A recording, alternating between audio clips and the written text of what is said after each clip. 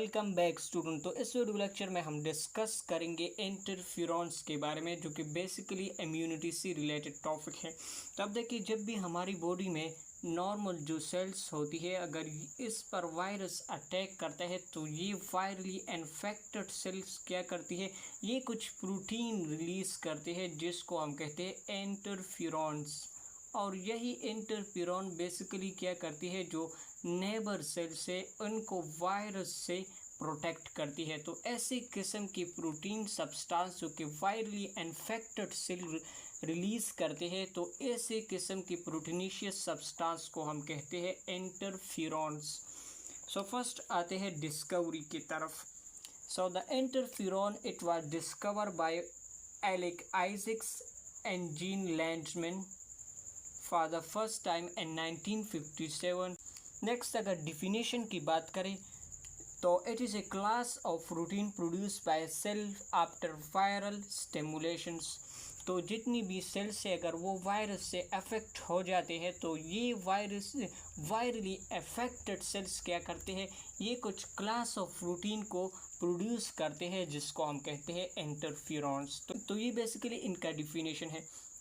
अब नेक्स्ट देखिए, ये जो इंटरफ्यूरॉन्स है ये बेसिकली जो साइटोकाइन्स है जिसको हम सेल सिग्नलिंग मॉलिक्यूल्स कहते हैं, तो ये इनका एक टाइप है। जिस साइटोकाइन के फर्दर हमारे पास डिफरेंट टाइप्स है, इसमें इंटरल्यूकिन्स आते हैं, इंटरफ्यूरॉन्स है, डिफेंसिन है, कीमोकाइन्स है और ट्यूमर नेक्रोसिस फैक्टर है। तो ये बेसिकली टाइप है साइटोकाइन्स के। इनमें एक टाइप बेसिकली क्या है, इंटरफ्यूरॉन्स है, और ये cytokine basically cell signalling molecules है। नेक्स्ट बात करते हैं इंटरफ्यूरॉन की कुछ प्रॉपर्टी के बारे में। So the first property that is all interferons are small proteins. अगर केमिकल नेचर की बात करें तो ये बेसिकली स्मॉल प्रोटीन्स होते हैं। इसके अलावा कुछ बुक्स में ग्लाइकोप्रोटीन लिखा है कि इंटरफ्यूरॉन आर बेसिकली ग्लाइकोप्रोटीन है, लेकिन हम जो बुक फॉलो करते हैं वहाँ पर बेसिकली इंटरफ्यूरॉन कंसिडर करते हैं प्रोटीन्स। अगर इनकी मॉलिक्यूलर वेट की बात करें तो 15,000 एंड 30,000 के दरमियान इनका मॉलिक्यूलर वेट्स होते हैं। तो this is the first property of interferon. Next interferon की स्टेबिलिटी के बारे में है। Interferon are quite stable at low pH. तो ये जो इंटरफ्यूरॉन्स है ये लो पीएच पर भी स्टेबल रहते हैं, लेकिन यानी अगर पीएच एसिडिक भी हो जाए तो ये क्या होते हैं, ये स्टेबल ही रहते हैं। Next and are resistance to the heat, और हीट को भी ये रेजिस्टेंस प्रोवाइड करते हैं। थर्ड प्रॉपर्टी को देखें, interferons are produce by virus infected cell. तो जब भी सेल क्या होती है, वायरस इन पर अटैक करता है, तो वायरली इन्फेक्टेड सेल्स क्या करते हैं, इंटरफ्यूरॉन को प्रोड्यूस करते हैं।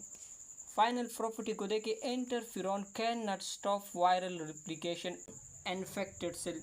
तो यहाँ पर देखिए हमारे पास जो सेल्स है जिस पर वायरस, ये सेल है जिस पर वायरस का अटैक हुआ है, तो ये सेल बेसिकली क्या करते हैं, इंटरफ्यूरॉन को प्रोड्यूस करते हैं। और यहाँ पर हमारे पास एक अनअफेक्टेड सेल्स हैं, तो ये बेसिकली इन अनअफेक्टेड सेल में क्या करती है, वायरल रिप्लिकेशन को स्टॉप करती है, जबकि ये जो अफेक्टेड सेल्स है यहाँ पर वायरल रिप्लिकेशन स्टॉप नहीं करती। तो ये इनकी कुछ प्रॉपर्टी हुई इंटरफ्यूरॉन की।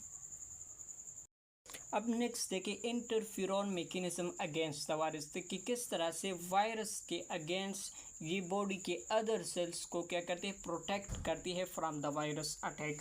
तब देखिए यहाँ पर हमने 2 होस्ट सेल लिया। ये एक सेल है जिस पर वायरस अटैक किया, तो ये होस्ट का फर्स्ट सेल हुआ और ये इसी के साथ दूसरा सेल हुआ। तो जब भी वायरस आता है और ये वायरस अटैक करता है इस सेल पर, तो ये वायरस का प्रोटीन कोट है या इन्वॉल्व कहलाता है, और ये इनका न्यूक्लिक एसिड्स है और ये इनका प्रोटीन कोट है। तो जब ये वायरस इस सेल पर अटैक करता है तो ये अपना न्यूक्लिक एसिड यहाँ पर एंटर कर देता है इस होस्ट के इस सेल में। तो जब न्यूक्लिक एसिड यहाँ पर आता है तो ये बेसिकली जो होस्ट का सेलुलर मशीनरी है उनको हाईजैक कर देता है।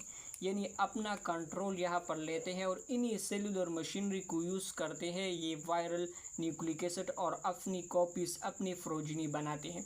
तो जब भी ये वायरस इस सेल को अफेक्ट करता है तो यहाँ पर कुछ जीन टर्न ऑन होते हैं, यानी जो जीन जो कि इंटरफेरॉन के लिए रिस्पॉन्सिबल होते हैं वो ऑन हो जाते हैं। यानी यहाँ पर देखिए ये सेल का न्यूक्लियस है, तो यहाँ पर डीएनए लोकेटेड है, तो इस डीएनए में इंटरफेरॉन के लिए जीन प्रेजेंट होते हैं। तो यही जो जीन है इनकी ट्रांसक्रिप्शंस होती है, इनसे फर्दर क्या बनते हैं, through the process of transcription इससे आरएनए बनता है और यही आरएनए न्यूक्लियर फोर्स के थ्रू साइटोप्लाज्म में आता है, जिसको राइबोसोम रीच करते हैं और इसी से प्रोटीन बनते हैं। इस प्रोसेस को हम ट्रांसलेशन कहते हैं। लेकिन यहाँ पर जो प्रोटीन बना है इसको हम कहते हैं इंटरफेरॉन्स। तो ये इन्फेक्टेड सेल से और इसी से बेसिकली इंटरफेरॉन की प्रोडक्शन हुई। तो ये इंटरफेरॉन जब रिलीज़ होते हैं तो ये यहाँ पर जो नेबर सेल से यहाँ पर आते हैं, तो ये इस सेल का अपना न्यूक्लियस है और इनके अंदर क्या होती है, डीएनए होती है। तो जब भी ये इंटरफेरॉन यहाँ पर आते हैं तो इनके डीएनए में कुछ जीन्स होते हैं, इनको एक्टिवेट कर देता है और इन्हीं डीएनए की ट्रांसक्रिप्शन होती है और इनसे मैसेंजर आरएनए बनता है। और यही मैसेंजर आरएनए सेम प्रोसेस के थ्रू न्यूक्लियर फोर की थ्रू बेसिकली साइटोप्लाज्म में आते हैं और वहाँ इनको राइबोसोम रीड करके प्रोटीन बनाते हैं। लेकिन ये प्रोटीन जो कि at the presence of interferon बने हैं, ये बेसिकली इनको कहते हैं एंटीवायरल प्रोटीन्स कहलाते हैं। तो जब भी इन इन्फेक्टेड सेल में जो वायरस बने हैं, अगेन अगर ये वायरस जो इन्फेक्टेड सेल में बने हैं ये जब इन सेल से रिलीज होते हैं तो ये इस सेल को अफेक्ट करेगा। तो यहाँ पर इनकी ये न्यूक्लिक एसिड यहाँ पर आया है, तो जब भी यहाँ पर इनकी न्यूक्लिक एसिड आ चुका है तो ये एंटीवायरल प्रोटीन जो बने हैं ये इनएक्टिव फॉर्म में रहते हैं। तो जब भी इनकी nucleic acid viral nucleic acid जब यहाँ पर आते हैं तो ये एंटीवायरल प्रोटीन एक्टिव हो जाती है। तो ये बेसिकली क्या करते हैं, ये इनका न्यूक्लिक एसिड को डिग्रेड कर देता है। वायरल न्यूक्लिक एसिड को बेसिकली डिग्रेड कर देता है, degrade nucleic acid of virus, और इनका जो प्रोटीन सिंथेसिस है उनको भी इनहिबिट कर देता है। तो इस वजह से इंटरफेरॉन क्या करती है, जो नेबर सेल्स है उनको वायरल अटैक से प्रोटेक्ट कर देती है। अब यहाँ पर देखें जो इंटरफेरॉन है ये बेसिकली प्रोटेक्ट करते हैं और नेबर सेल्स को। यहाँ पर देखें इंटरफेरॉन को इंटरफेरॉन इसी वजह से कहते हैं कि ये बेसिकली क्या करते हैं, जो वायरल रेप्लिकेशन है इनको इंटरफेयर करती है इन द नेबर सेल्स में। अदर सेल्स में जो वायरल रेप्लिकेशन है उनको बेसिकली स्टॉप कर देता है। तो इसी वजह से क्या कर इंटरफेरॉन को इंटरफेरॉन कहते हैं, क्योंकि ये इंटरफेयर करते हैं विद वायरल रेप्लिकेशंस। तो इस वजह से इंटरफेरॉन को इंटरफेरॉन कहते हैं। इंटरफेरॉन बेसिकली क्या करते हैं, ये इंटरफेरॉन जब रिलीज होते हैं तो ये नेचुरल किलर सेल्स को अलर्ट कर देता है, जिसकी वजह से नेचुरल किलर सेल्स आते हैं और इन सेल को डिस्ट्रॉय कर देता है। तो ये बेसिकली इंटरफेरॉन मैकेनिज्म्स था अगेन द वायरस। अब नेक्स्ट टाइप्स ऑफ इंटरफेरॉन्स। तो इंटरफेरॉन्स के बेसिकली सिक्रीशन के कौन सा सेल इंटरफेरॉन सिक्रीट कर देता है, तो बेस पर बेसिकली हमारे पास इंटरफेरॉन्स की 3 टाइप है। एक को हम कहते हैं इंटरफेरॉन अल्फा, दूसरा हमारे पास है interferon beta and third type that is the interferon gamma. अब यहाँ पर देखिए इंटरफेरॉन अल्फा हमारे पास सिक्रीट होता है बाय वायरली इन्फेक्टेड ल्यूकोसाइट्स। तो जितनी भी ल्यूकोसाइट्स है वो बेसिकली वायरस से इन्फेक्टेड हो चुके हैं, तो ये बेसिकली क्या करते हैं, इंटरफेरॉन अल्फा को सिक्रीट करते हैं। इनमें बेसिकली मोनोसाइट्स आते हैं, मैक्रोपेजेस वगैरह इस इन्फेक्टेड ल्यूकोसाइट्स में आते हैं। इसके अलावा जो हमारे पास इंटरफेरॉन बीटा है तो ये सिक्रीट करते हैं बाय द फाइब्रोब्लास्ट सेल्स। और थर्ड जो हमारे पास है इंटरफेरॉन गामा,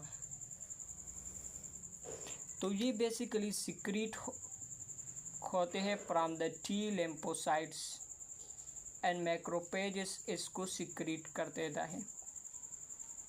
इसके अलावा ये बेसिकली मैक्रोफेजेस को भी स्टिमुलेट कर देता है। इसी वजह से इंटरफेरॉन गामा को कहते हैं मैक्रोफेज एक्टिवेशन फैक्टर कहलाते हैं। इनको मैक्रोफेज एक्टिवेशन फैक्टर कहलाता है क्योंकि ये मैक्रोफेजेस को एक्टिवेट कर देता है। एक्टिवेशन फैक्टर्स, ये जो इंटरफेरॉन अल्फा है एंड इंटरफेरॉन बीटा है, ये बेसिकली इननेट इम्यूनिटी में रिस्पॉन्सिबल है, जबकि इंटरफेरॉन्स गामा जो कि है ये बेसिकली एडॉप्टिव इम्यूनिटी का पार्ट है। अब फाइनली अगर इंटरफेरॉन्स की फ्यूचर की बात करें तो ये interferon basically genetic engineering techniques के थ्रू एनी इंटरफेरॉन को प्रोड्यूस किया जाता है जो कि फ्यूचर में एंटीवायरल थेरेपी में एज अ ड्रग यूज होंगे। So this is the future of interferons. So this is overall about the interferons and its mechanism against the virus and its type. Thank you so much.